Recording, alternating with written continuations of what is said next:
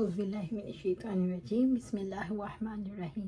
انسانوں کے اندر رہنے سے یہ دکھ کا جذبہ صحیح طرح سے ابھر کر سامنے آتا ہے۔ مجھے ایک محفل میں جانے کا اتفاق ہوا اور میں ایک خاتون کے ساتھ نماز پڑھ رہی تھی اور تشہد میں بیٹھی ہوئی تھی، اور شاید انہیں میرا پاؤں لگا تو نماز پڑھتے ہوئے کہتی ہیں سوری۔ تو اس وقت مجھے محسوس ہوا کلام تو اللہ تعالیٰ کے ساتھ کر رہی ہیں، لیکن بیچ میں مجھے کیوں جواب دے رہی ہیں۔ میری شدت سے یہ خواہش ہوئی کہ میں ان کو بتاؤں دراصل ہم نے اللہ کے ساتھ تعلق بنانا ہے اور یہ چیزیں ہمیں اللہ سے دور کرتی چلی جا رہی ہیں۔ اس طرح مجھے جو سب سے زیادہ دکھ محسوس ہوتا ہے وہ شہر کے سائن بورڈز کو دیکھ کر۔ اس طرح جس وقت بچیاں یونیورسٹی سے نکل رہی ہوتی ہیں اس وقت بھی میرے دل میں یہ تڑپ ہوتی ہے ان کو اللہ تعالیٰ سے جوڑنا ہے، لیکن مجھے راستے میں سمجھ نہیں آتی۔ اللہ تعالیٰ خود ہی راستے سجھاتا ہے، وقت کے ساتھ ساتھ بہت سی چیزیں سامنے آتی ہیں، اس لیے اللہ تعالیٰ نے تو اپنے رسول صلی اللہ علیہ وسلم کا بوجھ بھی خود ہی اتارا۔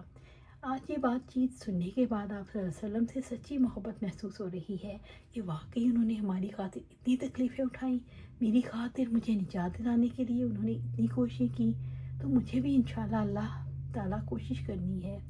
اللہ تعالیٰ نے مجھے بھی الحمدللہ انسان بنایا، صلاحیتیں دی، تو میں نے بھی حریص بننا ہے۔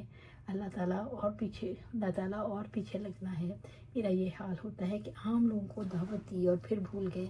آج میں نے سوچا انشاءاللہ اللہ تعالیٰ پیچھے لگنا ہے، حریص بن کر دعوت دینی ہے۔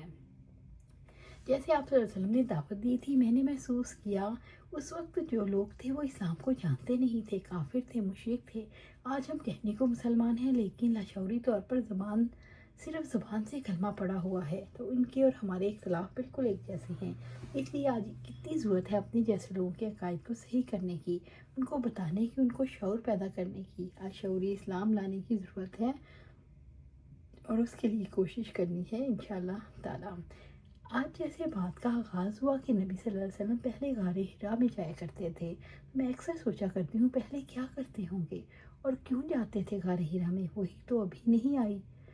ایسا بھی نہیں کہ ان کو پتا تھا سب کچھ، اصل میں وہ جا کے پریشان ہوتے تھے۔ مجھے محسوس ہوا یہ دکھ تھا جو انہیں غار حرا میں لے جاتا تھا، اور دکھ بھی اتنا شدید جس کی وجہ سے اللہ تعالیٰ نے وحی کا سلسلہ بھی دیا اور پھر انہیں رہنمائی بھی دی۔ ہمارے پاس الفاظ وہی ہونے کے باوجود بھی دکھ نہیں جو ان کے پاس پہلے سے موجود تھا۔ اصل میں وہی موجود ہو یا نہ ہو، غور و فکر کرنا انسان کی ذمہ داری ہے۔ سوچنا، غور و فکر کرنا، شعور کو کام میں لانا، جو بھی شعور کو کام میں لاتا ہے اللہ تعالیٰ اس کے لیے راستے آسان کر دیتا ہے۔